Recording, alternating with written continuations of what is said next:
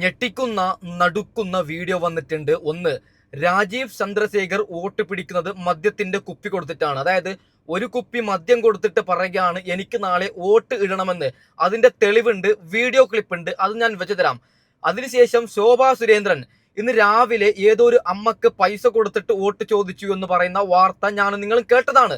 എന്നാൽ ആ അമ്മ തന്നെ ഇന്ന് സമ്മതിക്കുന്ന വീഡിയോ, ആ അമ്മ കരഞ്ഞുകൊണ്ട് പറയുകയാണ്, അതെ ശോഭ എനിക്ക് പൈസ തന്നു എന്ന് ആ അമ്മ പറയുന്ന വീഡിയോ ക്ലിപ്പ് എന്റെ കയ്യിലുണ്ട്. അതിനുശേഷം ശോഭ വേറൊരു സ്ത്രീക്കും കൂടി പൈസ കൊടുക്കുന്ന CCTV ഫുട്ടേജ് എന്റെ കയ്യിലുണ്ട്. അതും ഞാൻ വെച്ചു തരാം. ഓക്കെ, അതിനു മുമ്പ് പിന്നീട് ഒരു കാര്യം കൂടിയുണ്ട്. നമ്മുടെ രാഹുൽ മാങ്കൂടത്തിൽ ശോഭാ സുരേന്ദ്രനെ പഞ്ഞിക്കിടുന്ന മറ്റൊരു വീഡിയോ ക്ലിപ്പും കൂടിയുണ്ട്. അതായത് ശോഭക്ക് നല്ലോണം നമ്മുടെ രാഹുൽ മാങ്കൂടത്തിൽ കൊടുക്കുന്നുണ്ട്. ആ ഒരു വീഡിയോ ക്ലിപ്പും കൂടിയുണ്ട്, അതും ഞാൻ വെച്ചു തരാം. അതിനു മുമ്പ് നല്ലവരായ പാലക്കാടുകാരുടെ ഒരു കാര്യം പറയുകയാണ്. പൊന്നു പാലക്കാടുകാരാ, നമ്മുടെ രാഹുലിന് നീതി കിട്ടണമെങ്കിൽ നാളെ നിങ്ങളിടുന്ന ഓരോ വോട്ടും രമേശ് പിഷാരടിക്ക് നിങ്ങൾ ഇടണം. അല്ലാതെ ഇത്തരത്തിലുള്ള ശോഭ അമ്മ എന്ന് പറയുന്ന ആ കള്ളി കോട്ടിട്ടാൽ എങ്ങനെയാണ് ശരിയാവുന്നത്? അവൾ പച്ച കള്ളിയല്ലേ. വോട്ട് പിടിക്കേണ്ടത് രാഷ്ട്രീയം പറഞ്ഞിട്ടല്ലേ, അല്ലാതെ പൈസ കൊടുത്തിട്ടാണോ? എന്റെ പൊന്നമ്മമാരെ, ഈ വീഡിയോ മാക്സിമം പാലക്കാടിലേക്ക് നിങ്ങൾ ഒന്ന് അയച്ചു കൊടുക്കണം. പാലക്കാടിലെ പൊന്നു പ്രേക്ഷകരെ, നിങ്ങളോട് ഒരൊറ്റ കാര്യം പറയുകയാണ്, നിങ്ങളുടെ ഓരോ വോട്ടിനും നല്ല വിലയുണ്ട്. ശോഭ ജയിച്ചാൽ അവൾ നിങ്ങളുടെ നാടിനെ തന്നെ ഇല്ലാതാക്കും. നോക്കൂ എന്റെ പൊന്നു മനുഷ്യന്മാരെ, ഇന്നലെ വരെ ശോഭ എന്താണ് പറഞ്ഞത്? ആ വൃത്തികെട്ടവൾ, അവൾ അങ്ങനെ തന്നെ വിളിക്കാം. അതായത് പൈസ കൊടുത്തിട്ട് വോട്ട് മേടിക്കുന്നവരെ വൃത്തികെട്ടവൾ എന്ന് വിളിക്കാം, അതിൽ ഒരു തെറ്റുമില്ല. അവള് ഇന്നലെ മുതൽ പറഞ്ഞത്, പാലക്കാടുകാരാ നിങ്ങളെ പെങ്ങളാണ് ഞാൻ, നിങ്ങളുടെ അമ്മയാണ്, നിങ്ങളുടെ മറ്റേതാണ് മറിച്ചതാണ്. ആ അമ്മ ഇന്ന് പറയുകയാണ്, മറ്റേ പൈസ കൊടുക്കുന്ന രംഗം വീഡിയോ ചെയ്ത് അവനോട് പറയുകയാണ്, നിന്റെ കരണം അടിച്ച് പൊട്ടിക്കുന്നു. നാണമുണ്ടോ? വോട്ട് പിടിക്കേണ്ടത് പൈസ കൊടുത്തിട്ടാണോ ശോഭ? ഇത്രയെങ്കിലും ഉളുപ്പുണ്ടോടി നിനക്ക്? ഓക്കെ പൊന്നു മനുഷ്യന്മാരെ, ഞെട്ടിക്കുന്ന, നമ്മൾ ഓരോന്നും തെളിവിന്റെ അടിസ്ഥാനത്തിൽ വേണ്ടേ ശോഭ പൈസ കൊടുക്കുന്ന ആ ഒരു വീഡിയോ ക്ലിപ്പ് നിങ്ങൾ ആദ്യം കാണണം. ക്ലിയർ ആയിട്ടുള്ള വീഡിയോ ക്ലിപ്പാണ്. ഓക്കെ,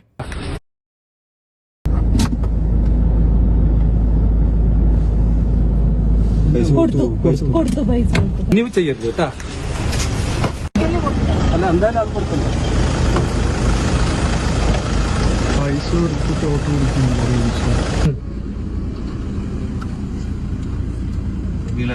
ചേച്ചി അവിടെ ഒന്ന് രണ്ട് വീട്ടിൽ ആ വീട്ടിൽ പൈസ കൊടുത്തേ, അങ്ങനെ പൈസ കൊടുക്കുന്ന മോശമല്ലേ? ആരുടെ കാൻഡിഡേറ്റിൽ പോയിട്ട് പൈസ കൊടുക്കുന്ന മോശമല്ലേ? വിലസെന്താ പറഞ്ഞ എനിക്ക് മനസ്സിലായില്ല, ആ ഭാഷ എനിക്ക് മനസ്സിലായില്ല. പൈസ കൊടുത്തില്ലേ? എന്റെ മൊബൈലല്ലേ, നിങ്ങൾ അതിനോട് സംസാരിച്ചാ പോരെ, നിങ്ങൾ അതിനോട് സംസാരിച്ചാ പോരെ.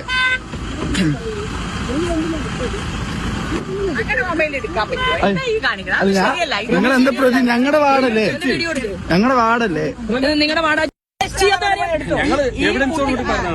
നിങ്ങളുടെ തേങ്ങയിലെ നിങ്ങൾ ചെയ്തോളൂ. നിങ്ങൾ എന്താ എന്റെ മൊബൈലിലേക്ക് എന്റെ മൊബൈലിലേക്ക് നിങ്ങളെന്താ വിചാരിച്ചു? അതിലൊന്നും വേണ്ട. എന്റെ മൊബൈലിൽ എന്റെ കാരണം കുട്ടി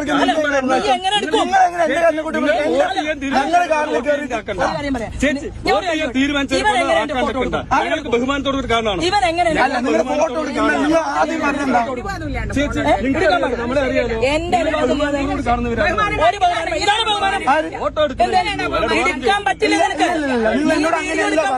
അങ്ങനെയല്ല പറഞ്ഞു. നിങ്ങൾ വന്നത് എന്റെ കാറിന് മൊബൈൽ തട്ടിപ്പറിക്കാൻ, എന്റെ മൊബൈൽ തട്ടിപ്പറിക്കാണ് ചെയ്തത്. നോക്കി മൊബൈൽ തട്ടിപ്പറിക്കാണോ നോക്കി. നിങ്ങൾക്ക് അത് ചെയ്യേണ്ട കാര്യം. ബഹുമാനം നമ്മൾ അങ്ങേയറ്റം ബഹുമാനമുള്ളതാണ്.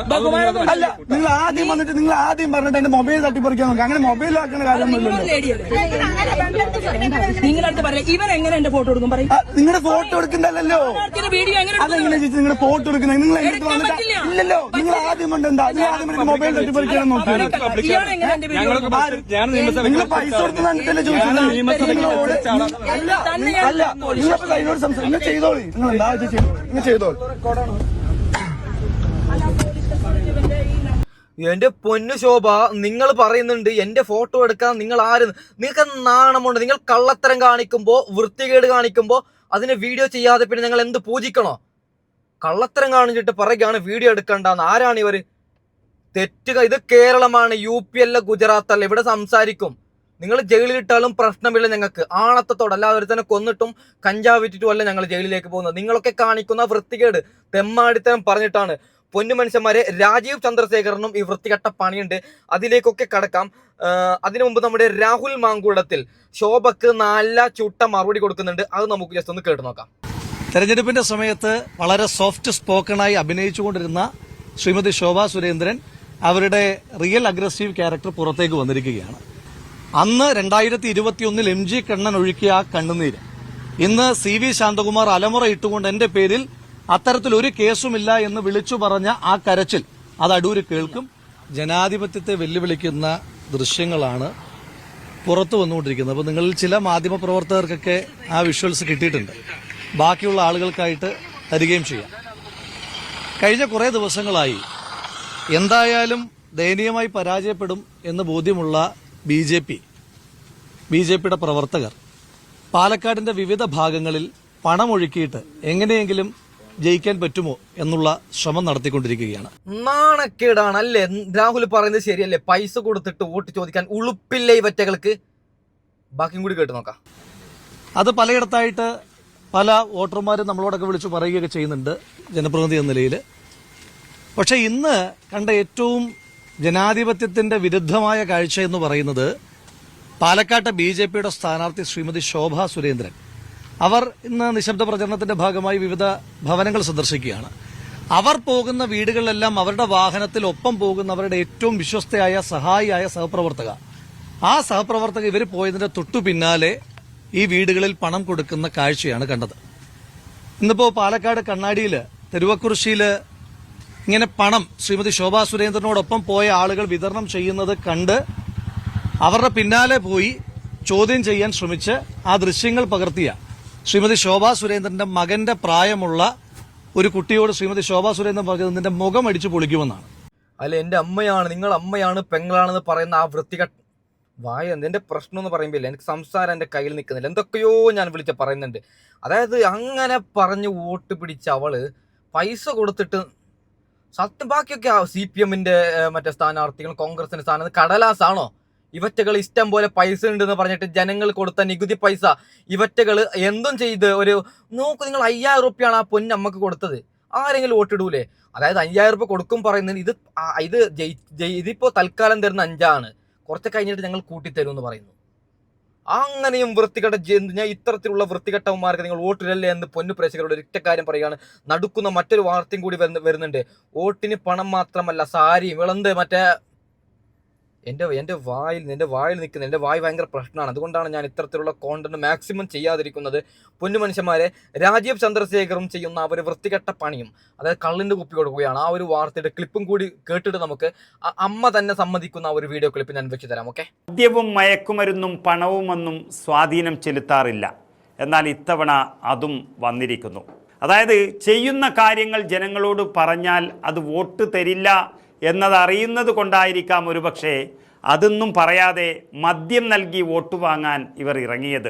മദ്യം നൽകിയാൽ ചിന്ത നഷ്ടപ്പെടും എന്നുള്ളത് കൊണ്ടാകാം അത് തന്നെ തെരഞ്ഞെടുത്തതും. ഏതായാലും പോലീസ് പിടിച്ചതോടെ സംഭവം നാണക്കേടായി. അതായത് തിരുവനന്തപുരത്തെ നേമം മണ്ഡലത്തിൽ BJP വ്യാപകമായി പണവും മദ്യവും ഒഴുക്കുന്നു എന്നതിനെ തുടർന്ന് നടത്തിയ പരിശോധനയിൽ BJPയുടെ തന്നെ ബൂത്ത് ഓഫീസിൽ നിന്നും മദ്യം പിടിച്ചെടുത്തു എന്നാണ് ഇപ്പോൾ വാർത്തകൾ വരുന്നത്. മദ്യവും പണവും ഒഴുക്കി BJP അധ്യക്ഷൻ രാജീവ് ചന്ദ്രശേഖർ അദ്ദേഹം മത്സരിക്കുന്ന നേമം മണ്ഡലത്തിൽ തെരഞ്ഞെടുപ്പിനെ അട്ടിമറിക്കാൻ നോക്കുന്നുവെന്ന് LDF ആണ് ആദ്യം ആരോപണം ഉന്നയിച്ചത്. അതിൻ്റെ അടിസ്ഥാനത്തിൽ വ്യാപകമായി പരിശോധന നടത്തുകയും മദ്യം പിടിച്ചെടുത്തിട്ടും തെരഞ്ഞെടുപ്പ് കമ്മീഷൻ അതിൽ ഇടപെട്ടിട്ടില്ല എന്നാണ് LDF election agent advocate Jain Kumar ഇപ്പോൾ. നാണമുണ്ടോ? മദ്യത്തിന്റെ കുപ്പി കൊടുത്തിട്ട് പ്രായമായ ഒരു കാര്യം പറയാം. പ്രായമായവർക്ക് ഒരു കുപ്പി കിട്ടിയ സിനിമയിൽ കാണുന്നത് പോലെ വലിയ നിധിയാണ്.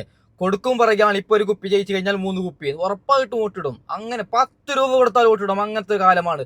1 രൂപ പോലും കിട്ടാത്ത ഈ കാലത്ത് ഞാനൊരു കാര്യം പറയും. ഇവറ്റകൾ നിങ്ങൾ പൈസ മേടിക്കണം. പൊന്നു മനുഷ്യന്മാർ, ഇവറ്റകൾ തരുന്നുണ്ടെങ്കിൽ പൈസ ഈ ഡാഷ് ഇവറ്റകൾക്ക് നിങ്ങൾ വോട്ടിടരുത്.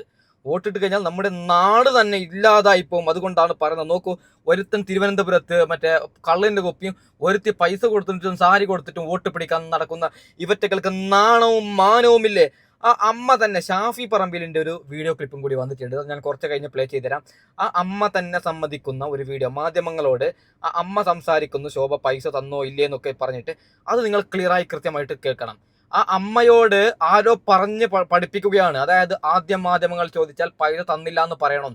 അമ്മ ആദ്യം പൈസ തന്നില്ല എന്ന് പറഞ്ഞു, അതിനുശേഷം തന്നു എന്ന് പറഞ്ഞു, അതിനുശേഷം മറ്റേത് മറിച്ചത് അവസാനം സമ്മതിക്കുന്നുണ്ട്. അത് നിങ്ങൾ ഓരോരുത്തരും ക്ലിയറായി കൃത്യമായിട്ട് കേൾക്കണം. ഓക്കെ,